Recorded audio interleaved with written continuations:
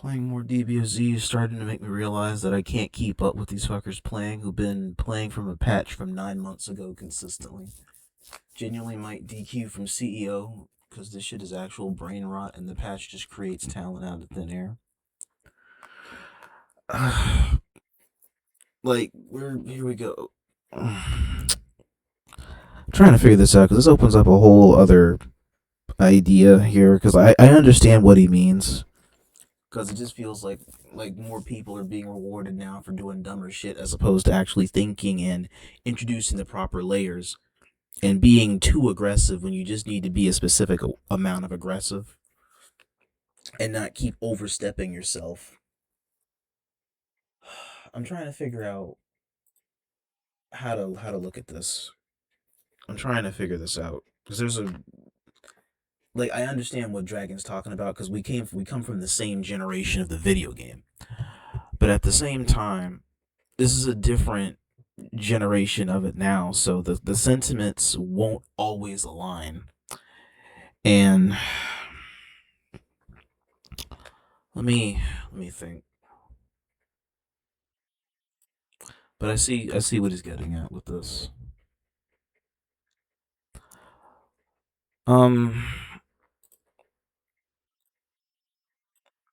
so like old DBFZ, new DBFZ, like obviously the game could be a fuck ton better than it is now, but the community, however, I like the community where it's at now compared to where it was at then, and that's why it feels like a to a degree a necessary sacrifice to have the better community in exchange for the slightly lesser game quality, if that makes some sense.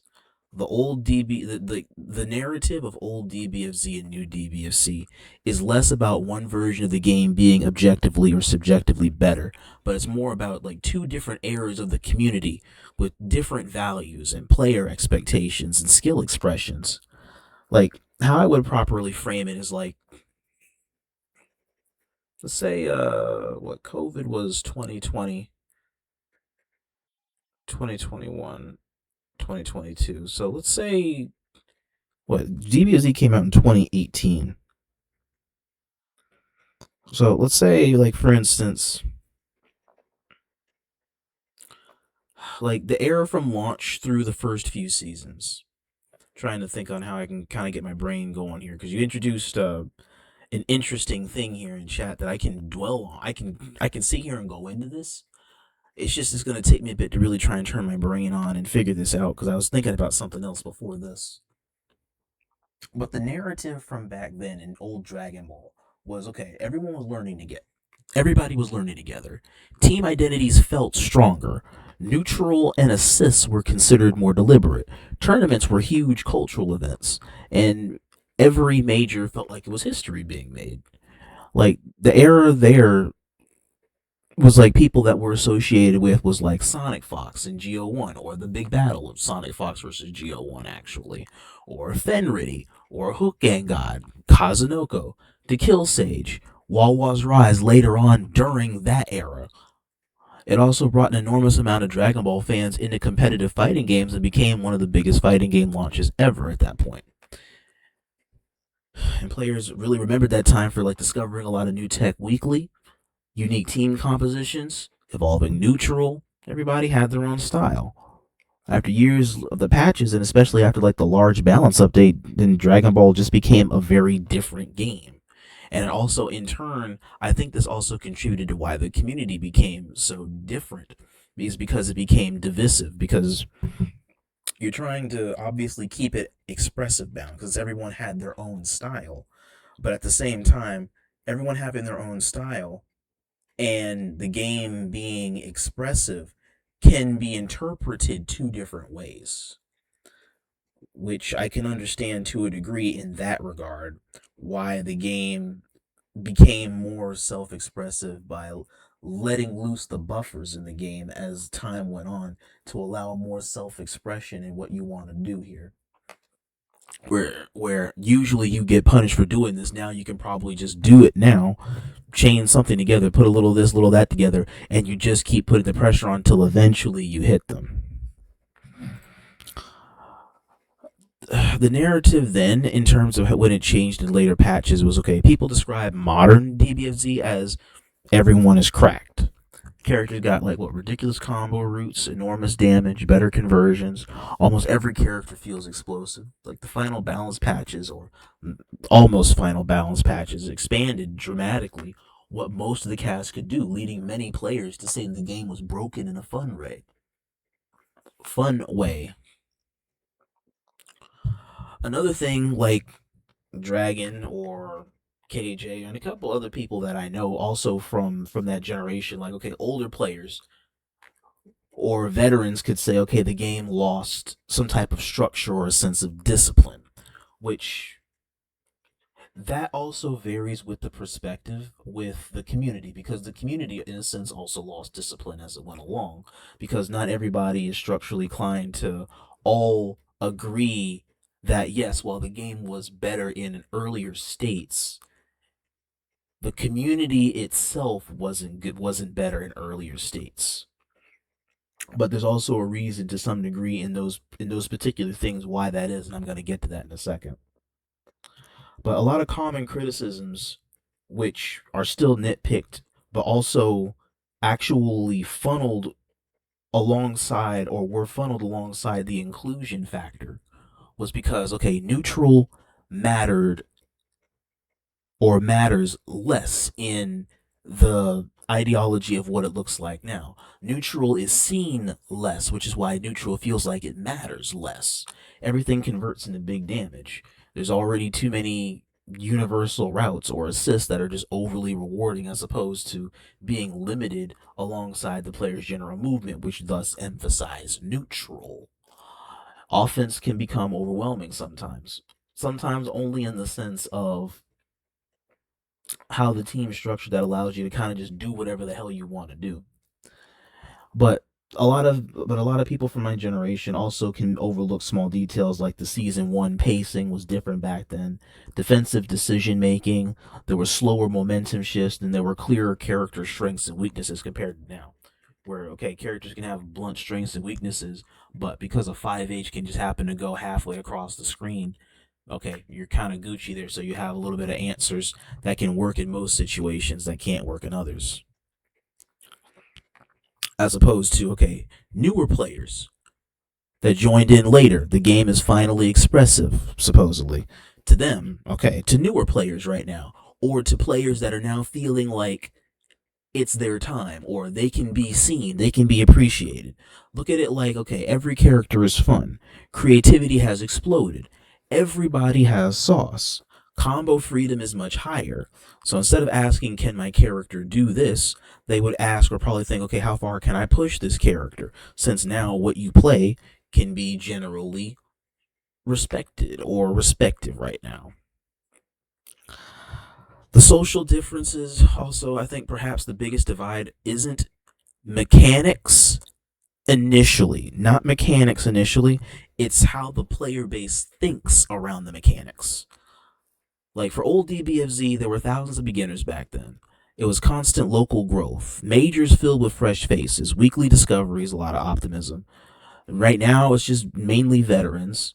There's a lot of optimized gameplay everywhere via you want to do the saucy shit or you want to do the basic shit. There's a higher, I want to, some people want to argue there's a higher entry level barrier. I'd say there's a very lower entry level barrier. The game is very, like, stupid. It's a piss easy to pick up. It's difficult to master the game because you actually have to understand the general concept of neutral, despite not being seen a lot. It still is existential as a construct to the game, but people nowadays would never know that. It's got a very lower entry barrier. It's got a small but dedicated community. Many of the community members acknowledge that today's newcomers often face veterans all the time with years of accumulated knowledge, which would make the learning curve steeper, while also acknowledging that the entry level for what all these characters can do to just shit out random damage also puts veterans in a difficult situation because of inconsistency factors where, okay, you could just do despite how consistent inconsistent you are, you could just do neutral and it matters. Here, you can do neutral to a degree and it does or doesn't matter, depending upon the freedom of how often your opponent can still press a button and can still be right despite not needing to press here usually. It creates like an unnecessary mash habit despite the possibility or the percentage of it being rewarded to do so. And then there's also a nostalgic factor because as the game got older, I think a lot of people, it also led to the social divide.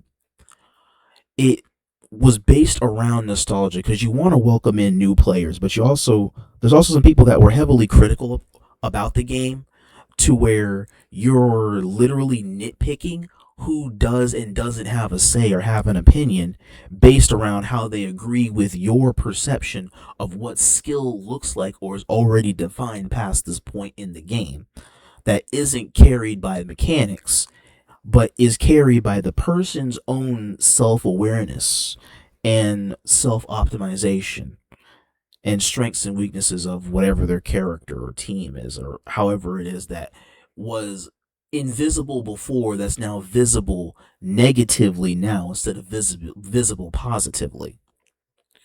Like the nostalgia back then is for, well, that's the nostalgia now, which is mainly for discovering the game, meeting new rivals, the huge tournament shit, endless theory crafting, and the excitement of a lot of unexplored meta.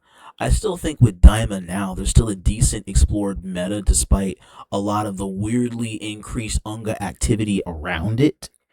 But I also do believe that there is still a sense of depth with different teams and layers you can do now, and how combo structure has evolved in a totally different direction than the past. Those experiences can't really be recreated even if DBFZ were patched back to its launch state. That's what everybody generally wants, while still having the combo expression of the now. But you can't really have both in that debate. That's the problem here. Like, the old DBFZ mindset, I want to win through stronger fundamentals, generally. The new DBFC mindset, I want to win through maximizing every opportunity. Old DBFC mindset, neutral is the heart of the game. Exploring or explosive offense is the heart of the game. The new DBFC mindset. Old DBFC mindset, character identity matters most, or consistency over spectacle. New DBFZ mindset is, okay, player creativity matters most, or spectacle and expression are part of the appeal, not just the consistency over spectacle. Like, neither perspective is inherently correct. They simply reflect different ideas about what made Dragon Ball FighterZ compelling. The older era is remembered for its pioneering competitive scene and shared discovery, while the later era is celebrated for its mechanical freedom and the depth that emerged after years of optimization.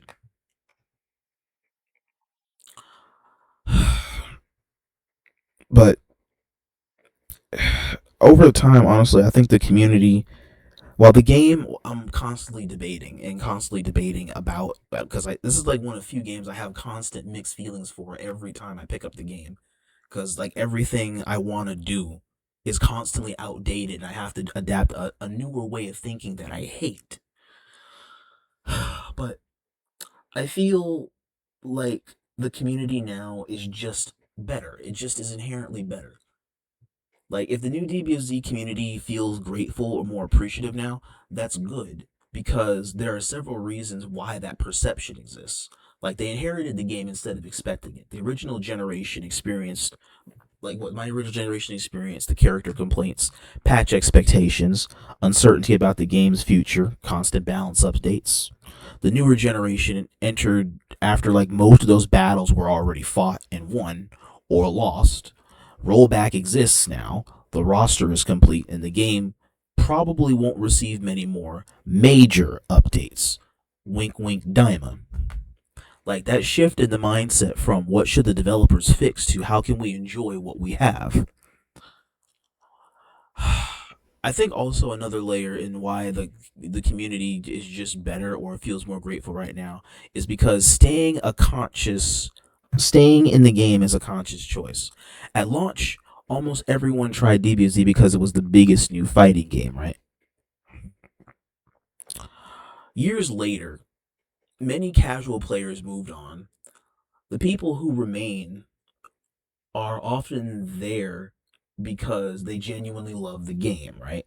And that creates a community where members are most likely to say, "Hey, I'm just happy people are still running tournaments. I'm glad people still make content. Let's keep this game alive." And so instead of expecting activity, they appreciate it. Also, I think for the most part, whoever's around or is still around now that's trying to be that next big thing in their own right, not actually following the shoes of the next big thing. A lot of us have experienced scarcity or the cultural shifted from growth to preservation.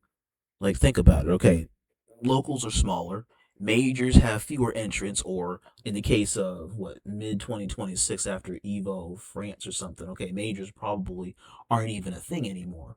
Content creators have moved on to other games or also gradually come back here, not generally come back here, and official support is up in the air.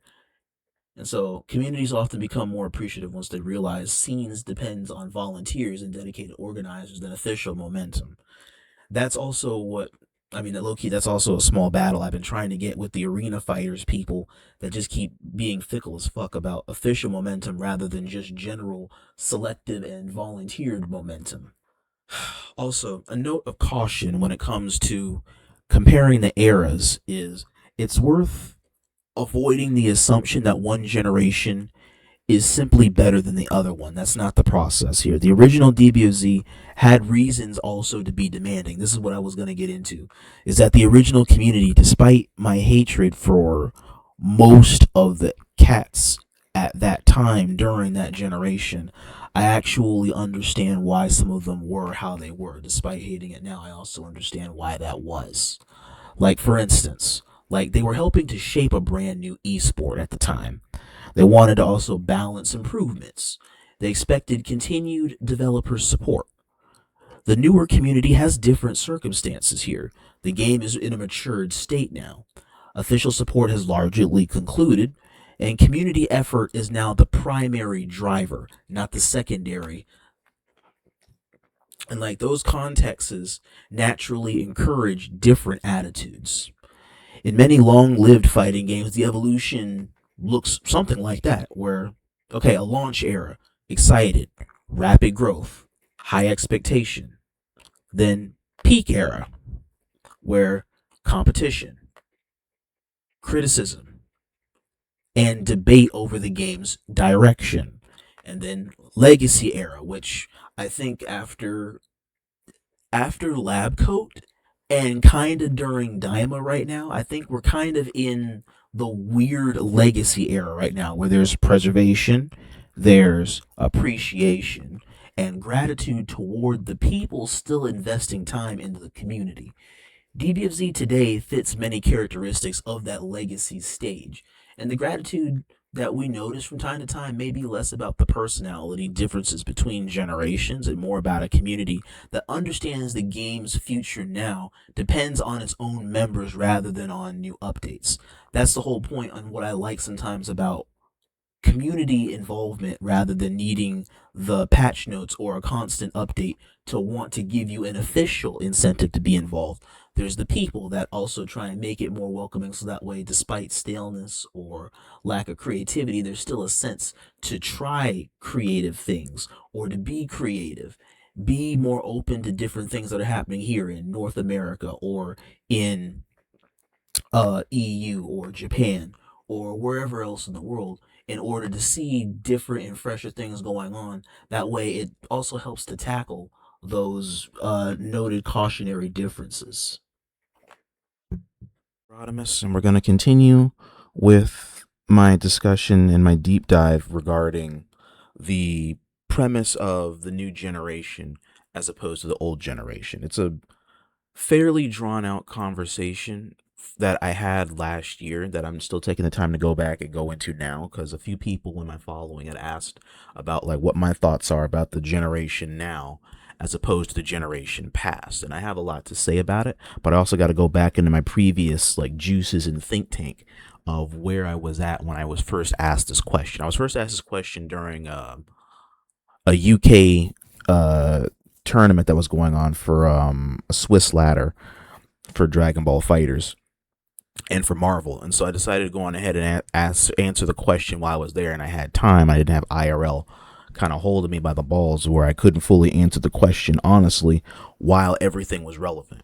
Because another friend, Kurumi, had asked me about, okay, when you talked about the next generation of online warriors, what do you hope to see change or evolve with the next generation?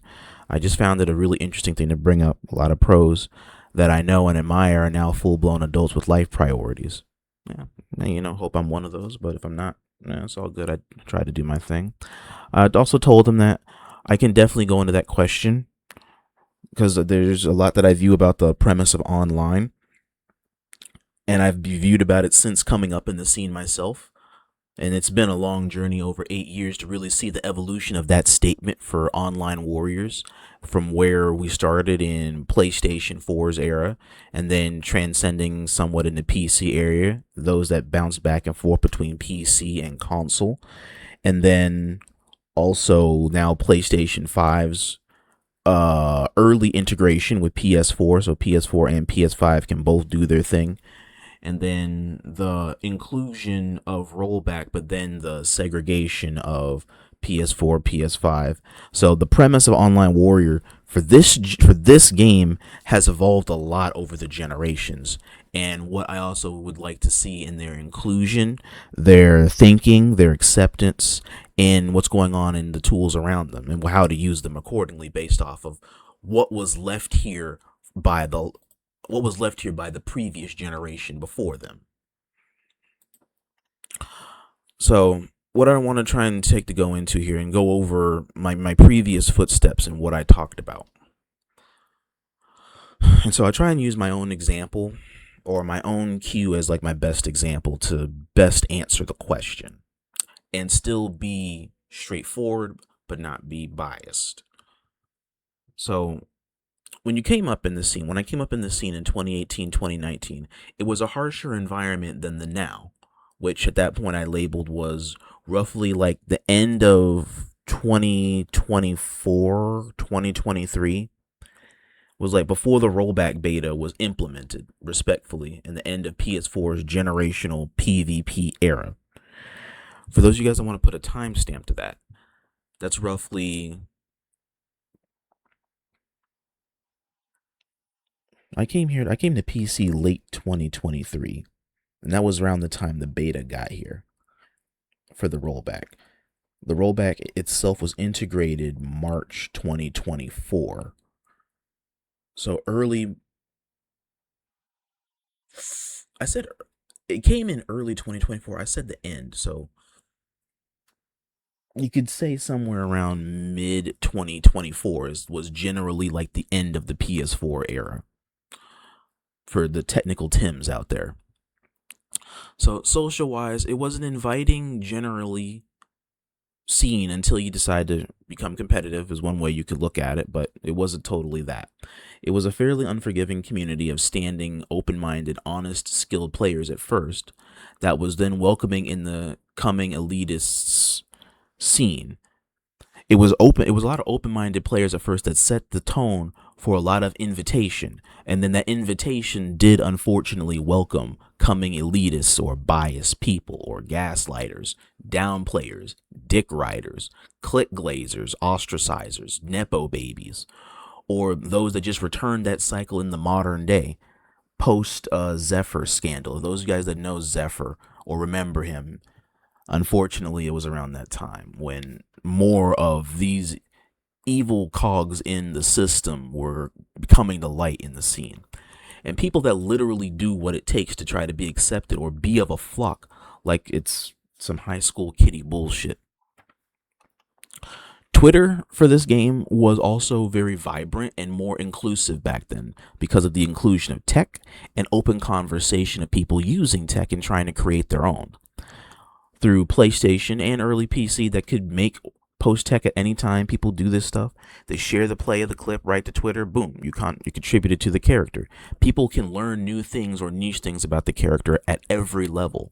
Aside from Twitter's polarizing design now after Musk's takeover, people nowadays on Twitter FGC don't try to post that much tech anymore to help others because it's not in their best interests, or people don't care enough now to actually help the next generation players learn that shit that's there, or to help navigate the lanes or push existing or existential tech to the newer people. It's just, if it's still there, go and do it yourself. That's the thing. People don't care. After the Twitter takeover shit, people just don't care to help sustain current existing anchors in Twitter.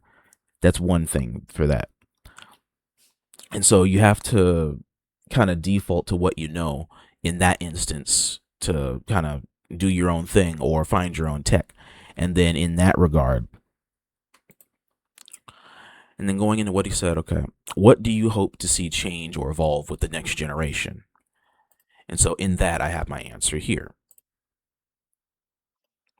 So players that were attention depraved to want to belong or feel like you have to fit in, but achieve with the least efforts possible to gain favor from a noted person or figurehead to the scene. And then you just meat ride from there. It was also very annoying and disappointing for years interacting with people, trying to form your own opinion. You want to share them ultimately without catching backlash or smoke from people or ignorant people. Common shit that you're going to be wanting to talk about or identify with because people were just against it or always found something wrong. People always sought drama. People were hungry for drama during that time. It's not what everybody else is doing. It's not what's bringing you success. It's trying to be a forceful trendsetter, basically, is what that is. I argue with other people, people butt in. I agree with other people, you get partially flamed. You lash out or you rant at people, people listen, then ostracize me or people like me for agreeing with that. You abuse the meta, you're carried. You play what you want to play, which you're going to do anyways, you're throwing. You don't want to place in tournament, then you must be a casual. You place in top 8, but you're not winning the event. That whole goddamn era can kiss my ass. Every single one of those players up at the top that had that mindset, and I know half of them, can kiss my ass. I don't miss that, and this community does not miss that shit. Good riddance to all of that shit from the golden era. It was just more toxic than it was worth for the game to survive longer in that lens. Yes, the direction and evolution of the devs' decision for DBZ didn't do us many favors, if that, at that time. But the community's growth, or de-evolution rather, then separation and dismissive division to cliques finished it off. It was just taking old Yeller out back and putting a gun to her head and say, I love you, but you're never going to be how you're going to be ever again. It destroyed much of the community's morality and wholesomeness from the inside out. And when people were called out on these things, oh, I was just joking, or that's not what I meant, when you just said it that way, the person enters the converse and it's not what you mean, avoiding confrontation. It's like you're just being a bitch to being honest about how you feel. You literally said this whole shit out with your chest, and now suddenly, oh, I was joking. If you keep saying it more than once, you're not joking. You're actually trying to implement what you feel onto somebody else. Don't do that shit, and then think it's not going to go unchallenged. People that divided the scenes for the sake of irresponsible power or manipulating information to talk, but not say anything vital or really changing. It was their POV on things that they want to make factual off of hot takes backed by clout. Then they want to fuck it up for everyone but themselves because their character gets buffs, and then they start to downplay the unfairness so that way they can keep their breadwinner, and that way they can keep their carry. So you can't complain the fact of, oh, no, they're not good. No, they're not good. They're a trash character. They need buffs. All that stupid ass downplaying shit. But, and I continue this here, you uptalk low tiers and yet never use them or actually lab them for PvP purposes. There was a lot of examples through the year.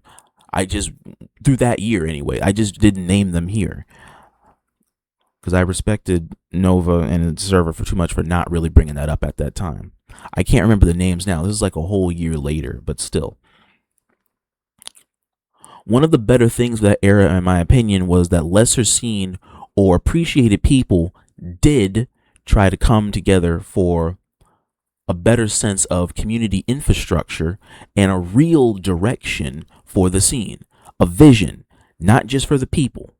This way it could stop engaging in self-indulgence and the abundance of selfish people cultivating only good people or their friends solely, and not the lost talents that just go silent from constant exclusion, or they just go elsewhere altogether. Those same people that you're mismanaging to bring into the fold that are also just as good, but you don't know them, so you don't care about them.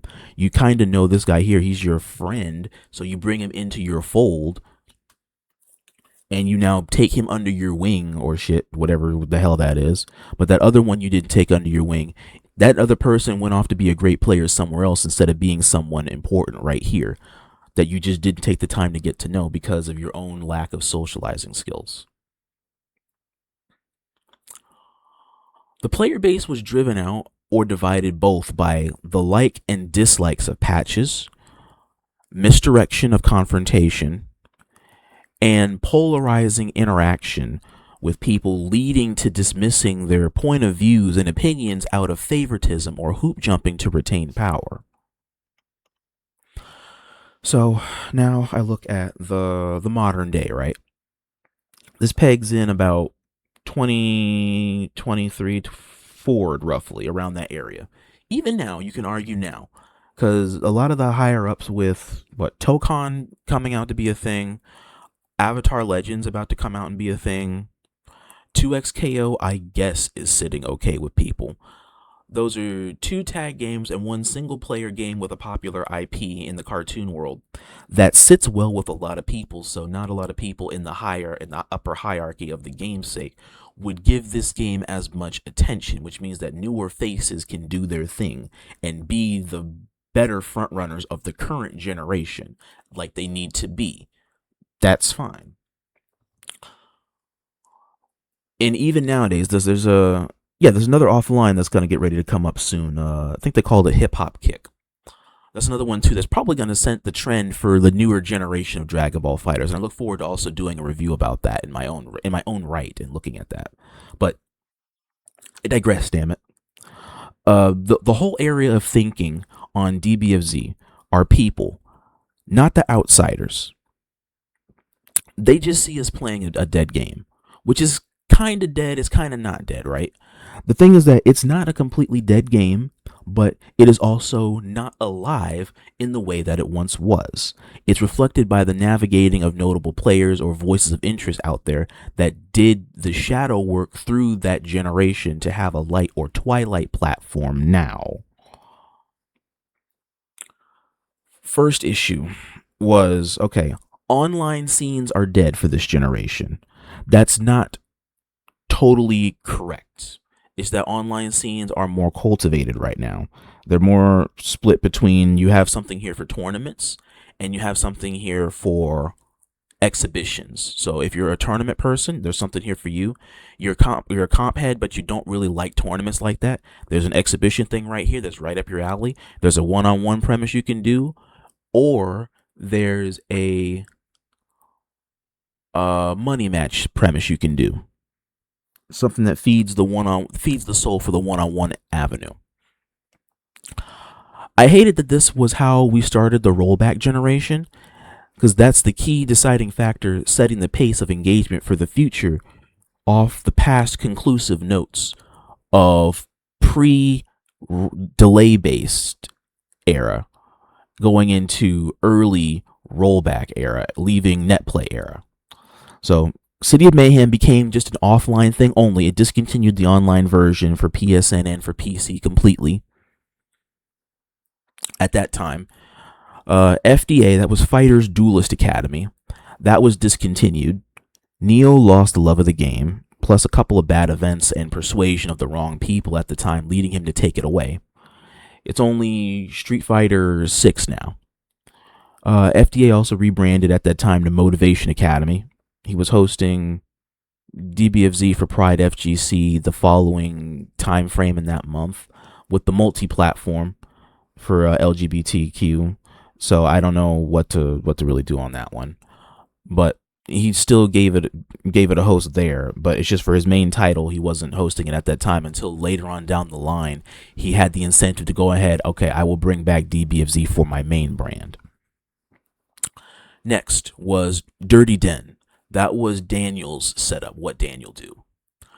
That was ran off because of unappreciation and selfish players. Actually, I was there the day the event discontinued because of a lot of unselfish people. I can't remember if it was either KJ being late or Hikari on some fuck shit in the background that just didn't go unpunished because of how he felt dealing with people and wanted to try and have some nepo baby treatment.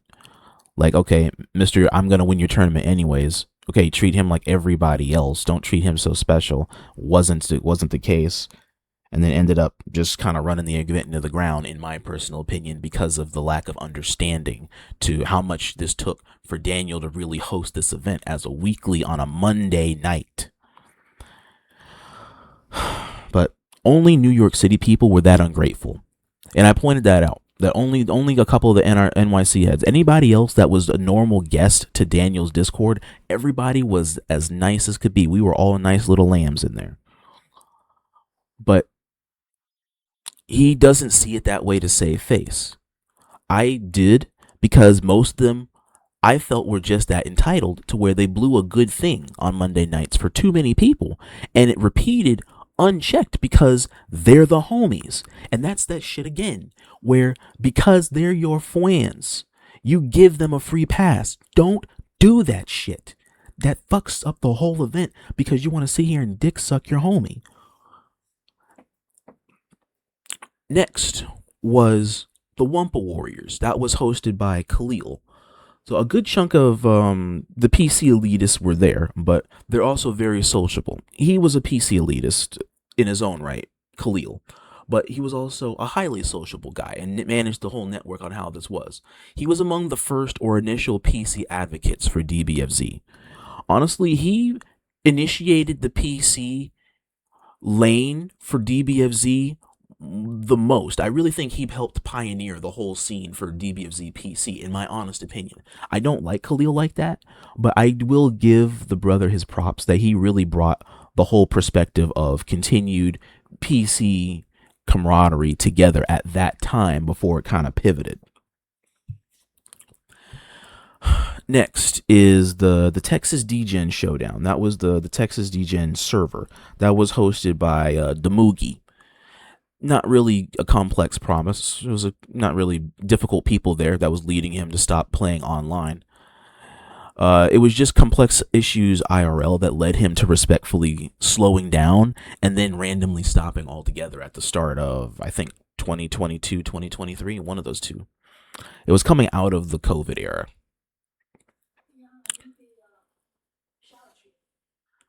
Then going into next was IBC or Iacon. That was my setup. That used to be just as constant as any other set weekly that happens on a weekly basis before I started slowing down on purpose, not because of health issues. While I loved to host, despite my own poisonous love and hate relationship of the game at that time, it's more clear cut nowadays, unironically, I had no help to run it amidst the constant gaslighting or selfish entities coming through that want to keep supporting me but not supporting me, or the corruption, or the crooked businessmen, brand suppression, tribalism issues. And so after a while, I just became mostly inactive to hosting and just focused on me and competing again in order to raise my scene's net value. People didn't like that. I say fuck them. Did that help anything? No. It just ended up polarizing my scene more. But I need people to understand that I'm not going to sit here and suck you off for you to still keep disrespecting me and not do anything about it. I'm going to say something to all you people. King Lord Beerus unironically actually inadvertently succeeded me during my slowdown processes. And he took my spot to the scene in almost every way possible. Dude worked really hard for it too. I don't even knock him for it. He really succeeded me in everything of the lane. And then you have Dead Zone Circuit. That's hosted by King Lord Beerus. That was one of the realest friends and associates you could ask for from the for this scene and from this scene. He's a real one. If you know King Lord Beerus, really sit and talk and have a conversation with the guy. He loves playing Dragon Ball. He loves playing Pokemon. What was it? I can't think of that Pokemon game he was telling me about. But he really loves playing these things, and he's a great socialist. He's a great social guy. You have a lot of fun talking to him. It's like talking to your best friend you haven't seen in a while. He was just as active with this scene as I was. He reached a point where he eventually also stopped hosting. He put his stuff on hiatus from similar issues me, Daniel, and Neo had from the ungrateful people at that time. He didn't stop completely, though. He just created new DZZ collabs and ideas in the shadows, and then came right back into the mix tenfold. During his downtime, he just basically stayed focusing on the Texas offlines and going and getting himself straight offline, and then also just enjoying the offline atmosphere that locals generate, as they should. Then there was TCO. There was the cookout that was ran by Midas Key. That was one of my closest friends in the game. He slowed down on hosting DBZ to check the ungrateful people. He was just like, okay, I'm going to keep spreading these out on purpose in order to make sure that you understand how grateful that you should need to be that people give a damn to host these things for you. But then actually had to stop because of life and work at that time. I like his method, though. I like spreading it out on purpose. That way it's not something that's a weekly that you just take for granted if you're going somewhere else. You appreciate the person doing it. Otherwise, they wouldn't be doing it. Then there was Frame Perfect. That was hosted by Sergeant Biscuit and Crispy Tree. That was a weekly PC series. Oh my God, I miss Frame Perfect so much. That was where I really went to get myself right with getting accumulated more with PC Dragon Ball at that time. But that's all levels. It was a huge shift that had happened because of money issues, and one of the hosts that couldn't generally host it anymore, and so they decided to unfortunately discontinue the brand altogether. Frame Perfect wasn't just something that they hosted for just Dragon Ball. They did it for Guilty Gear Strive. They did it for Blaze Blue Central Fiction. They did it for City of the Wolves. They did it a little bit for Street Fighter and Tekken. I think Crispy was a Street Fighter person at the time, so I know they kept one of the main constructs or the cogs in play.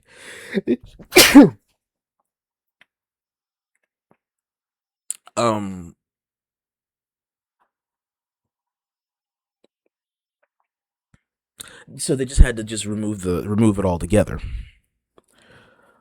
Then Fade Friday. That was another one of my closest friends online. That was Pastor Genji. Pastor Genji. He just stopped hosting them all in all for the game because of the PS5 lobby issues. Not so much because of personal interest. He stopped. The PS5 lobby issues made it difficult for him to continue sustaining the event. He prefers to resume hosting PS4 because PS4 is where the game feels like it's still its most complete, despite the incomplete obvious observation of there being no rollback. But no one supports the idea, and no one's been supporting him doing it. Yet appear to ask about or want to do it. They just don't actually follow through on the idea, not just doing it. I mean, I know why, but they're probably waiting for money to be attached to the move in order to make the move. Around the transition of the eras, mainly off branding ideas, the collabs, or hidden gems, were carrying a tournament presence on the game more than the ID'd takers. Any of those scenes I named above, basically, were a lot of the main breadwinners that were sustaining all the key anchor points through Dragon Ball's infrastructure. That way it wasn't just City of Mayhem and it wasn't just FDA, even though the community would tell you otherwise that it was them carrying the scene. No, the fuck they aren't. There is a handful of other scenes out there that are holding this shit down more than those two that you are just dick sucking the hardest. Stop denying yourself. But the second issue is the recurring issues that were bleeding over from last generation. And that was people never supporting the scenes in general that they cared about. That's why we're here. That's literally why we're here. That's why DBFZ is barely holding on. There's too many selfish people at the door that were only in this for themselves. They never really wanted to help the scene. Bum, I love the guy, but he became a massive ass hypocrite, whether he meant to be or not, in vaguely speaking about the blah blah blah following needing to support other scenes, his following actually. Whereas he himself never did that outside his own people. He only ever talked about FDA, Motivation Academy. It's the only other place to go in his eyes. And I hated that shit about him. Then eventually he'd speak about Daniel, another New Yorker, of course. And that was it. I say it like that because his awareness, had he chosen to, could have changed a lot about the scene's landscape and infrastructure in general for everyone trying to keep this shit alive and not just defaulting to one motherfucker like only he matters. Bum had the lane at that time and the power to literally change the whole landscape on it. And if he did that, I wouldn't be riding his ass so hard about how he fucked it up for everybody. But he did. He did good in carrying the scene, and he fucked it up too at the same time. He's the best thing and the worst thing that happened to Dragon Ball FighterZ in the history of the game. And I'm sorry to put it like that. The third issue going into that also was profiting off the backs of others. That was continuing the notion that I had stated previously, that the main two people were doing this for years, creating a false sense of security in supporting other scenes, but they really don't. They ignore helping out others unless it's their own, the outsider image. They charge for your time and interest, or they treat you like time is money. Like, what I get from interacting with you, what do I get from interacting with you type shit. The Twitter history literally shows you this, and the fact that they're never aware of other people's shit till after the fact. Your views and success might also be theirs in a loop of misery loves company. Here's an even hotter take. Misery does make money. The fourth issue was people wearing a mask. Figuratively, probably literal, depending upon who you know or what you know. Anxiety and light depression spells were high because of always being around fake people. You got your judgmental types, the narcissists, the nosy people always up in people's business, mainly because the first guy didn't need to publicize their business like that, but chose to. Your nitpickers. If there's one small problem, it's a big ass issue for you because it's you and not anybody else. This is bad. This is terrible. Oh my God, I'd never. Like, chill out, dude. Pushing their insecurities on you. That was a thing then. That's not a thing now. Thank God. There's a handful of people that I can honestly think of that need to just go the fuck on somewhere, become some other community's problem, or have life pass you by for a little bit to understand in the bigger picture it's not about you. It would help a wonders for a person's personality growth. So, good things. So this is what's changed from fighting those battles to physically see the change through. And that's what's changed going into this generation. Now that a lot of older heads are out of the way, life's happened. City of Mayhem is out of the way. Motivation Academy is kind of off to the side, taking its position for the most part. Daniel's out of the way. And a handful of other scenes, unfortunately, had to bite the dust for the appreciation factor to really hit home. Wow, we really have to do better on a lot of these scenes. So, for one, branding suppression stopped. This is a good thing. Once City of Mayhem and FDA kind of stepped aside for others actually could do something. Well, they could have passed this off to like maybe KLB or me or Neo generally, I guess, at any time. If it really came down to it, people never really did that because it's giving up power. Rather than pass it on to the next generation or the next warrior fighting that same battle you're doing, you're choosing to keep the sword and to keep fighting till the end. Like lesser seen, ever no-name areas rose up here or there and applying themselves and applying these lanes to be seen, to be appreciated, to be loved, to grow something genuine, and then we try to find it and hold on to it.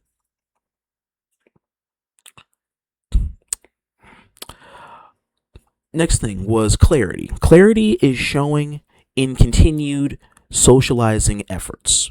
So formerly it was people that divided the scene for the sake of irresponsible power, money, manipulation, information, versus those divided coming together through instances in the past areas where cliques existed because it's all they know or it's all they knew at the time. The scene and the sense of individualism being reborn for real this time. People could be expressive. And so I'm appreciative that a sense of open individualism is a thing for this generation, so that way you get to see newer personalities and whatnot in the scene. Whether you like or hate them isn't the issue. It's just the fact that there's newer people out there that can kind of share the wealth that's there now. Next solution was problem solution. However, I'm going to also go back and retrace all of the correct bulletins and everything I talked about with you guys, just like what I'm talking about here. The next thing was people are now able to play what they want, not just because the patches and all this stuff that could probably have your character now be made viable or that made top tiers less abundant or less polarizing, but it's just the fact that you could play what you want. You could always do this. For fuck's sake, you could always play what you wanted. The problem in the original generation and the previous generations and the eras before this one was because it was made a daunting task of alienation for playing what you want, because you're not playing to win. You're trolling. You're not good. You have to play the meta in order to win. You have to play what wins to work against other people. That's not the case. If you love something enough and you know how to make it work and understand the game despite the weirdness of Dragon Ball Fighters modern day or modern Dragon Balling, it's easy to make anything you want applicable. You just have to continue to lab to make it work. You could always play what you wanted to play. It just took long enough for the majority of the communities to realize that you can just play what you want the whole time. There's no restraint, no restriction to success with enough time to a character or team or strategy. The restraint placed here was to the joy of self-expression. Why are you caring what other people think unless you're sitting here trying to appease people? Next thing I can like about this generation is that there's less haters. Vastly less haters. The whole generation loves drama, sadly. The people will be people, and a lot of you guys out there are probably pathetic as fuck for it. Thankfully, there's less of this for now. Their only means of them being abundant was because of the people that robbed themselves of being better people over emulating this guy or meat riding this guy to the ground, or not outgrowing a clique, or outgrowing a clique mindset or disposition of having no empathy for people, or blunt jealousy, or just facing and accepting rejection. Slight off take that I had at that time, but okay, I'm kind of biased on it. I do hate on like maybe one or two people solely because of past history, and I wish for said guy's career downfall. And I do accept that, okay, I'm no exception to pointing that out, but there are instances where you probably will be a hater because of how a person treated you or mistreated you. There are those natural conflicts of interest, but that doesn't mean that you are above those issues. That means that you are also contributing to them whether you like it or not, despite the validation of it. And you also have to realize the maturity in accepting and taking accountability of that. The next thing was the change of people, the different trafficking and the networking. The narrative of playing Dragon Ball competitive and casual has changed now in our modern day time, which I think that's also for the better, and that's a more prosperous attempt at a healthier reset. Like, older players are phasing out and being phased out. Newer players are phased in that they see right away. When you're around outgoing negativity, you don't realize right away that you deserve better than the people you're around. Most people will see vulnerable people as prey, not somebody to help, unfortunately. Even if their life is better than ours, they will still hate us. That is pure narcissism. They hate us for what they can't feel or what they can't understand. Yet when you change the scenery for them, it causes a full different reaction to what is it? Not to be confused with a two-faced activity to get close to you or on purpose. But it changes the dial because they can't accept that something or someone they hate is trying to show them honest, better interest for them. They hate that.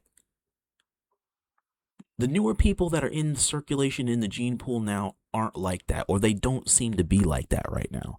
And I think that's better for a healthier disposition of the game's continuity right now. It's so much better these days than it used to be because a lot of people are in the circles where they can actually grow together. Tech isn't gatekept. Tech is actually shared amongst each other in order to properly understand the matchup better instead of keeping finite details about it together like hive-minded people. Instead, these are like-minded people. Another thing that's good is the bystander effect. The fence sitters, essentially. They don't take sides. They just seek to resume the path before the pivot happened. Not really in a sense of immaturity per se, but being indifferent to drama's drug. This was kind of like a mutual point because some will be indifferent because they personally know the person that used to be drama or dramatic and won't be against the friend even when the friend is wrong. That in between, there's that constant fence sitting. And this isn't the only community that does that too. Dragon Ball FighterZ isn't the only community that has known or blunt fence sitters. There's also some in other communities too. Know your worth and call out people that you know and love for the betterment of your surrounding and your situation. The reason why fence sitters even exist is because it's people trying to protect their assets, knowing full well they can challenge somebody else in whatever context they're talking about because you know better, but you don't want to do better because you don't want to risk your comfortability. Next is the stagnation in updated info and like stopping the cycle. The bystander effect kind of applies here too, right? The purposeful spread of controlled information or suppressing competitors' input or tribalism dictating who can and can't matter based on what you say or do or feel or believe or how good you are was because of the community's veil of capitalism. Dragon Ball FighterZ FGC market was always determined by ups and downs of those same two fuckers I talked about earlier in my aforementioned byproduct and analyses. And the byproduct of the usual winners or runners-ups having the entitlement to try to govern the pace or mood or mindset or feeling of Dragon Ball FighterZ community. All that dumbassery, yeah, that's gone now. Done. Kaput. Out of here. Adios. If anyone denied the obvious, they were benefiting or trying to belong rather than break the cycle, even in a scene where people don't care or do nothing when they had the power to do everything most of the time. Like, that's why it's better now than a couple of years ago, in my honest opinion. So in total, when you weigh out the trade-offs, I feel the now is ethically better for DBFZ's infrastructure compared to the then, at the cost of, yes, more scenes or the majority of scenes falling off and the comp ladder shifting greatly, which that was the results of the scene's self-destructive tendencies in not appreciating all the scenes here that care for your interest and engagement over the sole scenes that care for your engagement and not for your interest at all. They just have the largest lens for the lane. So clout hunting and clout farming and a constant Maturino premise for fiscal investment and incentive kind of dominate common sense.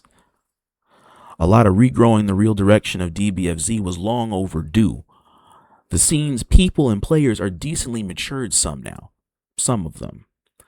It took the first side and the latter half of the first generation, the transitions, all of COVID's online era, before this rollback era, for a majority of maturity to finally settle in. Understanding what's been going on behind the scenes. You got Reddit cord, the DBFZ cord. It was the Reddit cord, but they don't call it the Reddit cord now after Gilbert left. It's now just the official Dragon Ball Discord for everything Dragon Ball. You got top you got top players servers is BS or comments that are spilling into clips on social media. We lost Nokami's platform. Oh my god, I hated that day. Zephyr and the whole Zephyr drama that happened once upon a time. The Nitro saga, the Hikari saga, the DBFZ World Tour saga, the Nitro Runback saga, the Hikari Runback saga. Like, it went on. Like, for this community to be better, to see how people need to take care of themselves, and to take care of each other, or take care of what you care about in earnest, otherwise it will disappear. That needed to happen. You will deal with that, or you will sulk on the side when you just could have done shit to help. It costs nothing to support a streamer, or a host, or another event, or another person struggling in the scene like you are. It costs nothing at all. It's like people are allergic to actual socializing skills.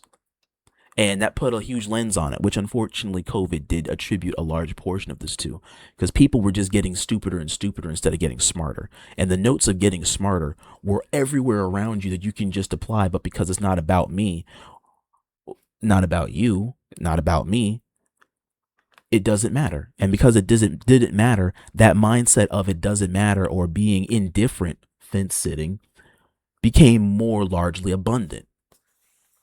This made it harder because the ship's prior navigator, i.e. Bum or Neo, left no successive direction to go on, I believe on purpose, in my opinion. So the scene's assumed dead all the time by the masses, when that's never true by any means. It's actually restarting.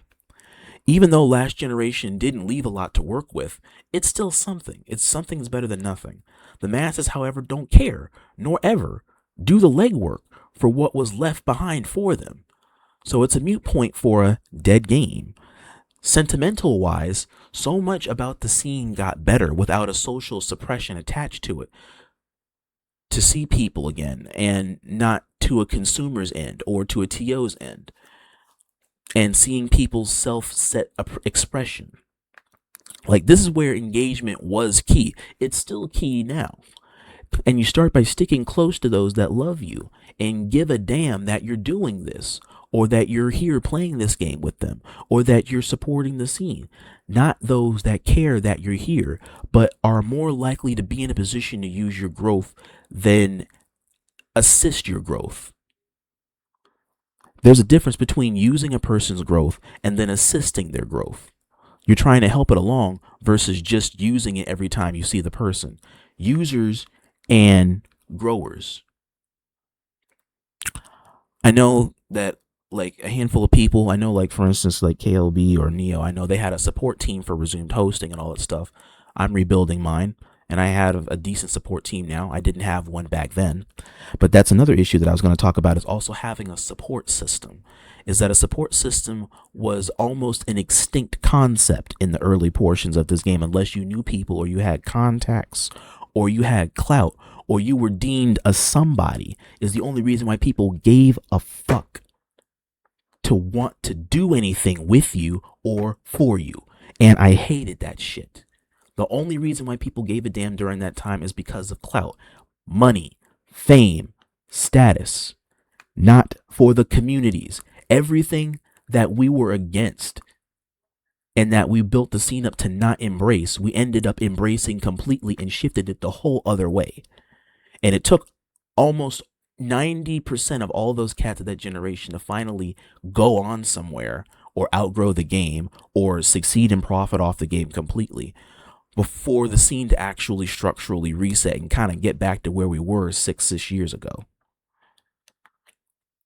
It starts with those that care the most, so you always have value and your direction is set for you.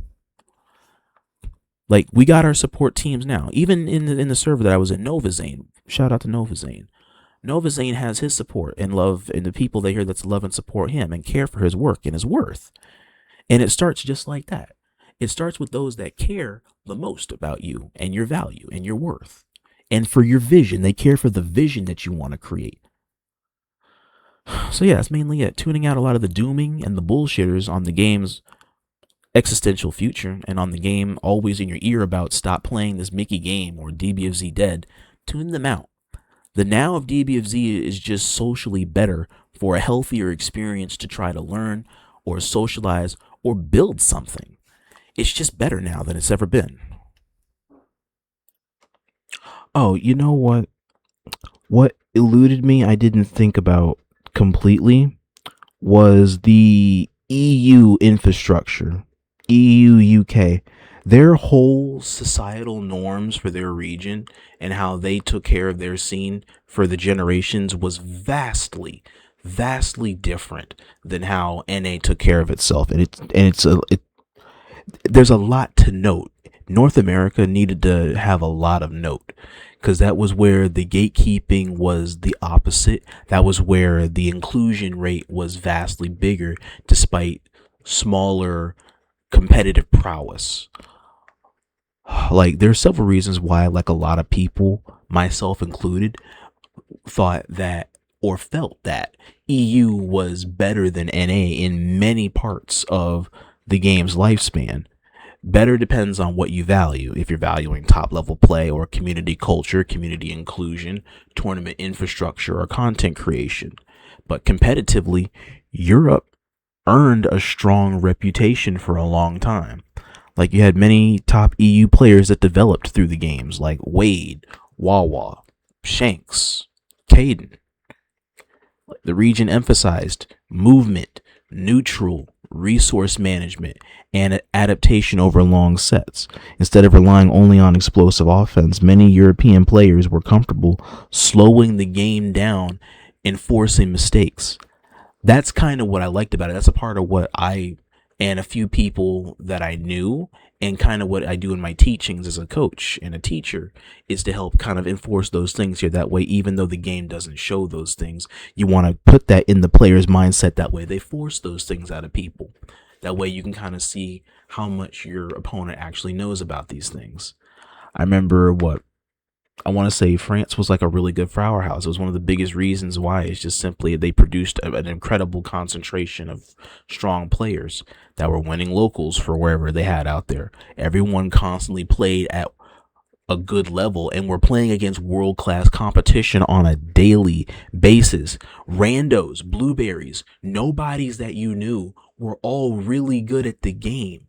Unlike here in North America, where nobodies and randos, it varied from person to person. You can have a godlike rando that's a shadow boss to a newbie that randomly just picked it up yesterday and can kind of press buttons and get lucky but doesn't know anything, versus someone that doesn't know anything and can't. They're literally just a training. They're just a training dummy in real time online. Like, iron sharpens iron. Several of the world's best players practice together regularly. Everyone benefits. And the thing was, again, EU's infrastructure EU players at the highest level never turned away any players. I've talked with Videk. I've talked with Noka personally. I've talked with Wade personally. I've talked with, well, not with Wawa, but I talked with Wawa's former playing circle whenever it is they would come into the Battle of Ningen Supremacy. That used to be one of Lindsay's stomping grounds that she made on PC for the PC, NA, and the EU folk. It was a mixed scene for both things when, like, early rollback happened. But I miss that scene so much. But there, you could actually see in real time that EU was vastly more welcoming of newer players and mingling new players with veteran players all the time compared to NA. NA, it's almost like you had to suck dick in order to be relevant. And I hated that shit. EU was grateful for meeting everybody, and they shared the wealth. Like, instead of only preparing for tournament brackets, there was a stronger emphasis on just learning through basic adaptation. They had longer set mentality. That style translated really well into offlines. There was a lot less character loyalty, more optimization. European players generally had fewer reservations about switching teams, labbing new shit, adapting stronger team shells, because if the meta shifted, many people adapted quickly. NA certainly optimized too, but there were periods where recognizable players and their identities were more closely tied to specific characters or styles, which, when the meta shifts, those styles and characters become compromised. Which is why some NA players and whatnot would kind of not beef, but bitch or whine or something because they just didn't respectfully adapt with the change of focus, which is, I mean, every character is going to have their day in the sun. Some were going to be left without, others will still have it at the end of the day. And you kind of just go with it. If you take time to learn the whole roster or teach the whole roster or show how strong or viable the majority of the roster is, everything is caught up to a base.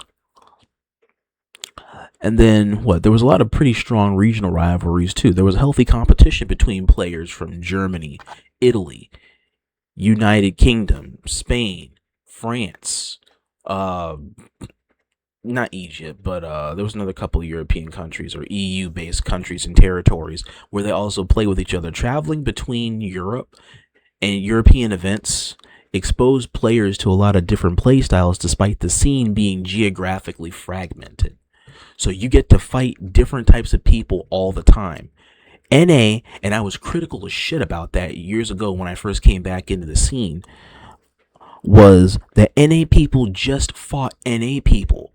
They never really tried, a majority of them, or the few of them that were only able to travel, never took the time to play with UK EU people, which is why their playstyles felt so foreign, or people that kept whining and bitching like Pred or Hikari back in those days didn't take the time to understand there's different ways people play, and because you only play the people here in your own fucking circle, those other people, when you go to play them, they're gonna kick your ass because they play differently than what you're used to, because you don't play them on a regular basis. So you played yourself. And it's like where NA excelled, like NA wasn't the worst across the board. North America had its strengths too. Like there was larger tournament attendance here. There's more frequent majors. There's a bigger content ecosystem in NA as opposed to EU. There's stronger personalities and streamers. There's a decent amount of incredible individual talents that were competing regularly at events. NA also tended to produce more entertainment around the game, which helped to sustain the interest. But during the middle years of DBFZ, EU was just placing higher international majors. They won major championships. They consistently produced new elite players. It wasn't the same rotunda of players over and over and over again. And then it demonstrated exceptional adaptation in long tournament runs. This created the perception that EU's average top player pool was way deeper than it actually looked, as opposed to NA, where it was like roughly the same 13, 14-ish people, and kind of dwindling in, dwindling out people from other scenes that were visiting sometimes, but they weren't actually like staying in the gene pool. Like Punk came in and was doing okay at first with his little beef stuff with Koustics, and then learning from Pred, I guess, but never really did anything productive with those teachings to stop going 0-2 in events where it really mattered, and only going after money matches that he never really saw or had any structural benefit from. And that part I just didn't like. And then the irony is like one interesting contrast, especially given what's been observed over EU's evolution, even now in the later years of its evolution, is that it's just had an outstanding competitive quality, but fewer events and a lesser infrastructure, while NA had more tournaments, more organizers, and content, but wasn't always viewed as having the stronger competitive region. For its gene pool, that imbalance became more noticeable in the later half of the lifespan, where Europe just had a wealth of talent, but comparatively fewer opportunities to show it consistently, whereas North America benefited from having the denser tournament calendar and more established event ecosystem to see North American players more consistently, but you're seeing the same ones, as opposed to EU, where you don't see them as much, but you're seeing different names all across the notes. That difference in the infrastructure is one of the defining regional contrasts as the scene matured. And I have 110% respect for EU at all times for just doing the scene justice for what resources they had, for passing the tech, encouraging the newer players, playing with the newer players all the time, whether they're good or they're bad. Eventually they all become good because they're sharing the wealth and all playing in that same pool, and passing the torch respectfully, well, and correctly. I wish NA just learned so much from EU instead of pissing on the same opportunity that it could have done better by. And so EU is just better in trying to take care of its community way better than NA, despite the game potentially complicating those details from time to time. But transparency with learning the game better, it allowed no issues. There was very little to no issues, at least none that I'm aware of in EU scene. Whereas in NA, there was an issue almost all the time because there was the echo chamber that kept kind of relaying negative details to the masses, and then morons just eat this up instead of just labbing and going on your own details. It's like monkey see, monkey do. Okay, another case in point that I want to mention here is delving into Koustics' take here for one of the more relevant lead-ups for a future update that had happened in our modern-day timeline. And this was, and I said, I look at the quote tweets on this that Exalted had, and it's a shame how many years have passed and how many people are still terrible at this game. They have consistently made the game more accessible to lower skilled players, but those same players interpret that as them getting better. This is that stupid ass shit right there that to a degree holds some weight to most of the community because that's what it was interpreted as. But the way he worded that couldn't have been any more ignorant with this, because of where the relevance of resources are that allow people to try to get better on their own terms. Somebody, here we go, Magic BLK had a really good take here that I 100% agree with, because I said something very similar to this years ago that I just kept getting flamed for years in terms of this. And yes, like, I can agree with this to a degree, but not everyone has access to resources at bums. Not everyone has Axeice or Enzym or a Hikari to spar with and learn from constantly, where you have like the highest level interpretation. The highest level interpretation of skill in order to learn from productively. Also, at that time, a lot of motherfuckers did gatekeep. A lot of them gatekept information, stuff that was not always accessible on YouTube, or specific nitpicky shit that's detailed to your team or how you need to play. You only ever got this shit from Metafy, and that's with those specific people, and they pay you extra to learn that shit. Otherwise, they would have just kept it to themselves.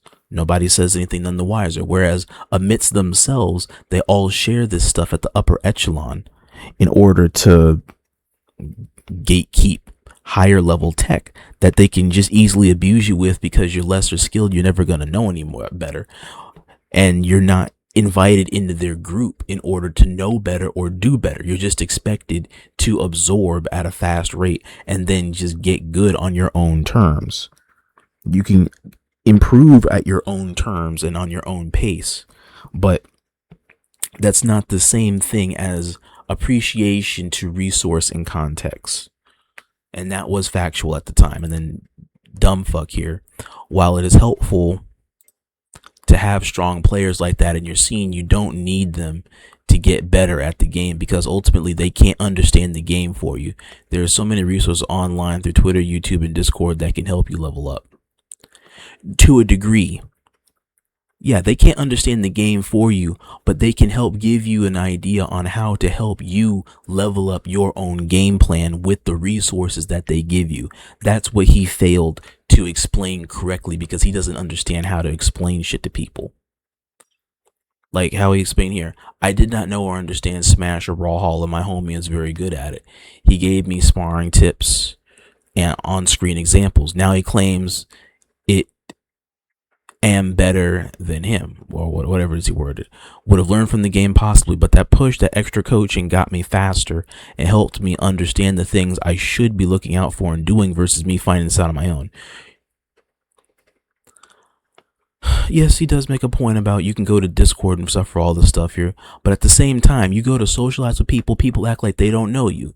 You go to YouTube, you have to look for specific sources. People have to tell you, you have to know exactly where to go for those resources on YouTube. Twitter, you have to follow the hashtag and pray to God that somebody somewhere in the world made the tech for you that you are trying to find. Otherwise, you will just not find it. It's almost like trying to find a needle in a haystack.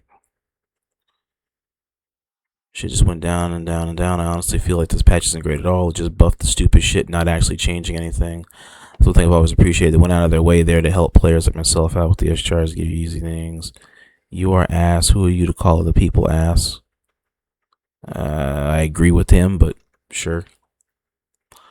I'm pretty sure I said something too in regards to this.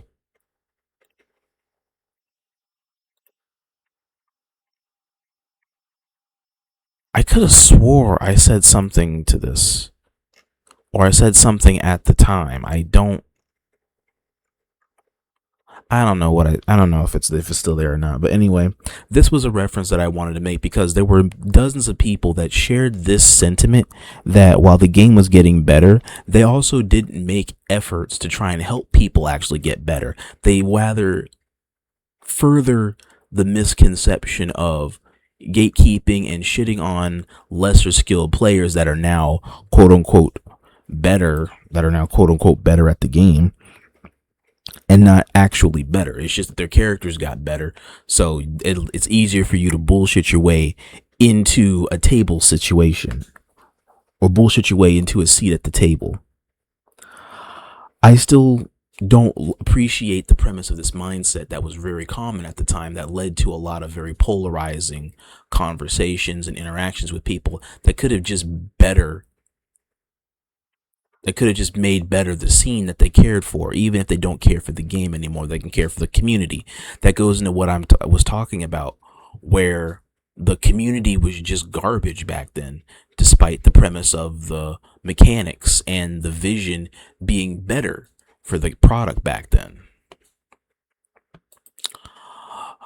Another thing here was somewhere last year where Axeice made a comment here regarding the idea of the updates coming in further for the game here.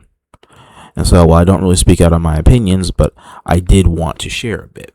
So let me know how you feel about this concept. Maybe I don't understand. So we'll see. I don't understand the idea of let the game die. That's a terrible mindset that humans have. One, people who most likely don't even play this game, let alone played high-level DBFZ in over 2 to 4 years, are complaining about a game that they don't play.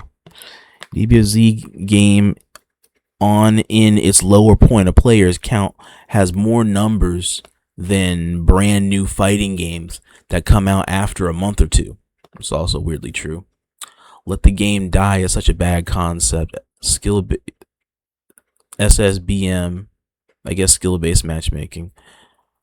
Or wait, SSBM, no, that's something else. Guilty Gear Plus R, Marvel 3, Twinkle Star Spirit, Street Fighter Alpha. Why do people who don't play the game want it to die? The fact they are updating a 6-year-old game at that time, and people are making new content, is so awesome and cool. Twitter has nothing on DBZ, and then boom, scrolling up and down nonsense, I see nothing but DBZ stuff that's hype. Yeah, I agree with this. I think that people should be allowed to enjoy what they enjoy, and also other people should be allowed to be frustrated when something they love changes, I guess, into something that's enjoyable for other people but them, even if it's something that they once enjoyed or once loved. There is a limit to it, absolutely. What else is here? This game is pure love, and I'm looking for many more years to come. People still play Bloody Roar Cracked online PS1 over PC versions. So we have people to play with. This game is hella alive. I think people say this out of frustration with the game's direction. I think it comes from a place of wishing they could enjoy the game they fell in love with again, but realizing that the game will never go back to what it was. Because of it, they don't want it to continue due to it ultimately being a constant reminder that it will never be like it used to. It's a selfish statement overall that even I used to say, but I realize you can just move on. Learn to enjoy something else and let the players who still enjoy it have their fun. I appreciate that. That does help me see it a bit better. When I do hear that on stream, I just share my sentiment, how I prefer this. The new DBOZ game then, Snap meta, the GT Goku meta, Infinite Hellzone Snap, when it was 4 or 7 viable characters, Master Roshi B, and Glitch Gotenks. Oh yeah, I remember half of those. I will say though, as much crap as the current state of the game gets, it's also better than those respective eras of the game where you couldn't even play the game. So yeah. Bullet point 3 is exactly what people are talking about with Let the Game Die, Melee, Ultimate Mario vs. Capcom 3, etc. that you listed don't get updates. It's the same game that we played 2 decades ago. The fighters today is fundamentally not the same as fighters from 2009 or so on. That is true. A lot of people during 2019, 2020 had one complaint that everyone agreed with. Make the game faster and not drag out. Yeah, they did that. They damn sure did the hell out of that. If the game didn't get any updates, I bet those people who wouldn't even be playing the game right now, like they don't now. True. What's worse is that the Let the Game Die crowd isn't just people who haven't played at a high level, but people who are using that opinion given by people who play at a high level to justify hating the game, which is why we need to stop announcing we are done playing. Shit, just be done. I agree with that, because that feeds into the hive mind, the negative hive mind of wanting to give yourself a reason to unnecessarily hate something when you can just move on to something else. That's the type of negative echo chamber bullshit that should have been stopped a long time ago. It's a lot of petty, childish antics that this community gets away with because there's people who play at a high level that give those justifications in tweeting out their everyday thoughts and whatnot that are just there. And it's like, you fuckers just can't keep shit to yourself. And you wonder why either people don't like you, or you wonder why you really don't contribute to a positive element to the game's prosperity past these points.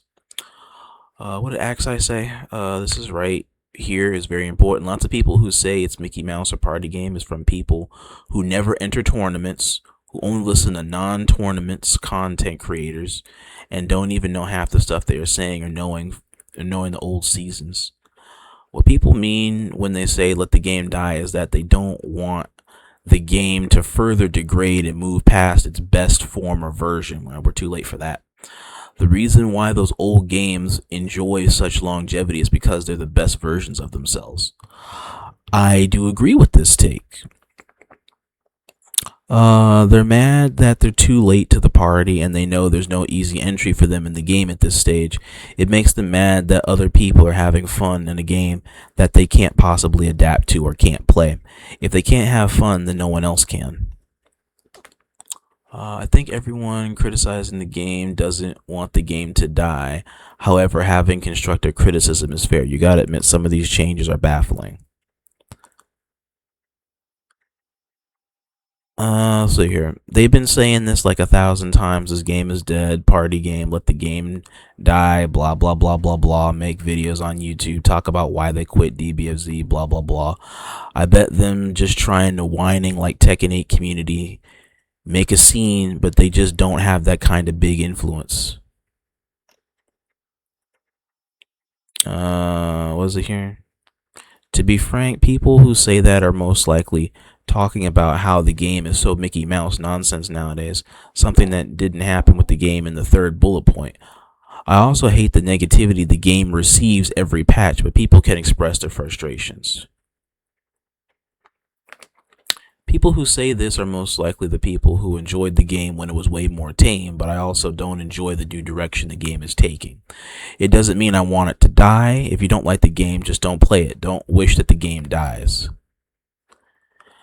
What they mean is stop updating DBFZ because each balance patch makes the game worse, which has been true for the last 3 patches. Games need versions like Select SS4. Not true.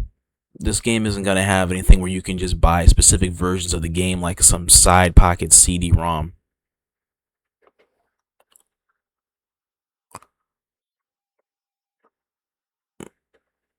I haven't played the game. I disagree with that take. That's kind of a trash take. I haven't heard about DBFZ Fighters Let the Game Die. This is a first. That's garbage. They do talk about that too much. It's the balancing. The game is no longer the DBZ we loved back then. Everything is a TOD or a loop or an anti-projectile, this, that. It does a billion damage. That's just not right or fun after a while. They have cool ideas, but a ton of bad ideas. Okay, well, anyway, a lot of this, it basically, contextually speaking, goes back to Axeice's main point about the concept of just enjoying the game, and it's okay to also have a validated frustration with the direction change of the game, because it's going to be different than what we played at the beginning, at the end, again and again and again, to where they kind of just quadruple down on whatever this version of the game is, that it is and isn't fun depending upon who you're talking to. Okay, I see another take here is from Dada Doya.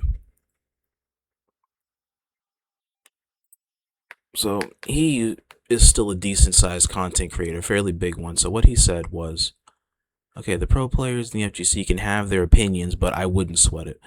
Fighting games are niche as hell. Fighters could ignore every competitive player and still be the second biggest fighting game in the space, with the most bare bones DLC character releases. Nearly every tournament player that actually still plays the game loves it and is a pretty big fan of the patch overall. Most of the people complaining haven't played in years. Not every game has to be Evo mainstay every time. And I think it's cool to see all the crazy shit they put in, because let's be real, pre this patch, the game already was a mess. So you might as well make it Mugen. Not really, but I understand the sentiment of just let it rock in order to just see a different version of the game. DBZ is my favorite fighting game of all time, and I will always be happy for the new content. I just feel like with the current state of the game and the amount of characters they can still put in the game, I would prefer a sequel at this point, but I'm happy it's getting more content. I mean, sure.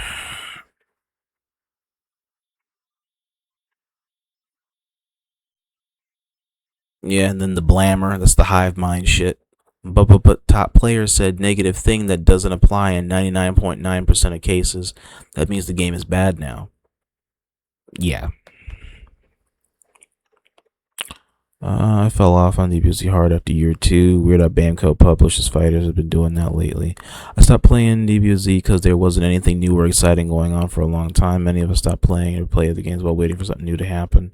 And you honestly forgot it existed. Again, that's another take in the direction that the tweet is supposed to go, that Dado is basically trying to influence here, which I can agree with the take here, that it would still be a very known process for the game past its point. But okay, that's looking at it in modern day from both the positive perspective and the negative perspective. I already gave my take on what I feel is better about the now than the then. The game is debatable because I mean, like players like me, I'm still going to be competing on the game for as long as there's open scenes for the game. Absolutely. Does it frustrate me all the time? Absolutely. Is it going to stop me from playing the game? Not really. It'll hit me every once in a blue moon, but it's not going to stop me from playing altogether. Not until I accomplish my goal, anyways, with trying to win the first place on the game.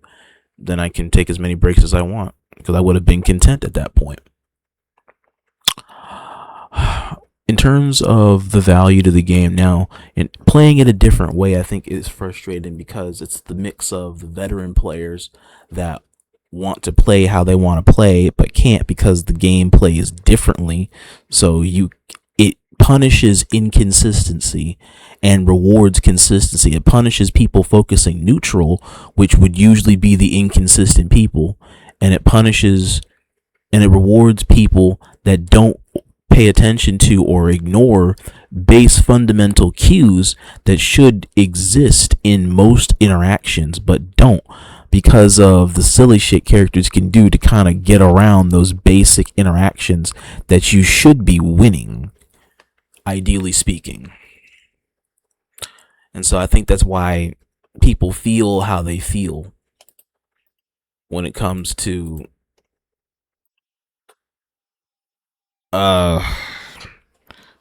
the game. Like, okay, when it comes to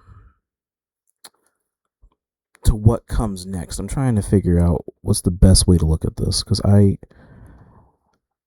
have high hopes for the community having a lot more acceptance, for it having better growth, better inclusion, understanding the wider lens around it, and all this extra shit.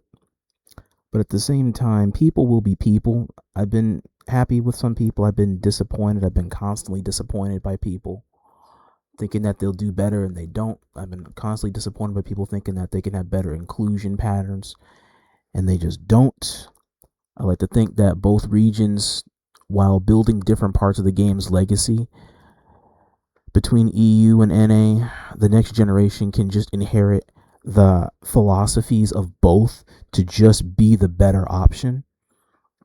And so I don't really know what kind of tone I want to go into when it comes to dealing with the scene now, because there's people that care. There's also people that don't care because they're just in the shadow of always saying, okay, Bum is the carrier of this scene, Neo is the carrier of this scene, Tampa is the best thing that ever happened, Dead Zone Circuit's the best thing that ever happened, NLBC is the best thing that ever happened. Like, there's a lot depending upon the projection of the era. So, like, in the end, when it comes to like the generations, like it was never about the old scene versus the new scene. It was never about Europe versus North America. Europe showed what a united competitive identity could look like. North America showed what a thriving event ecosystem and grassroots infrastructure could become. What it originally was founded on was grassroots, and then what it became was the opposite. One built a culture of regional pride, the other one built a culture of opportunity. The next generation doesn't have to choose between those legacies. They just have a chance to combine them both. Like the first generation proved that Dragon Ball FighterZ could become one of the greatest fighting games built in its community. The next generation has a different challenge ahead of it, and it's not just to preserve what was built, hey, welcome in, but to understand why it worked. Communities aren't remembered because they had the longest or the strongest players. They're remembered because they created places where the next great players can emerge or just be born. Like, every community reaches that eventual question of what happens after us. And the answer isn't found in one champion or one tournament organizer or one content creator. It's found in the systems and traditions and people that we leave behind. If the first generation built the house, in a sense, then the next generation's job isn't simply to live in it, it's to just maintain it and expand it and make sure there's room for the people who haven't arrived yet. And I like to think that the projection of the next generation goes into this lane, this vision where we can make room for those that haven't arrived yet, not keep lamenting on what we left behind, but can kind of be hopeful for what's yet to come in the space. That's mainly where my thinking is with you guys out there. So, food for thought on everything that I talked about here in the projection of old DBFZ and new DBFZ. Let me know down below in your comment section what you guys think.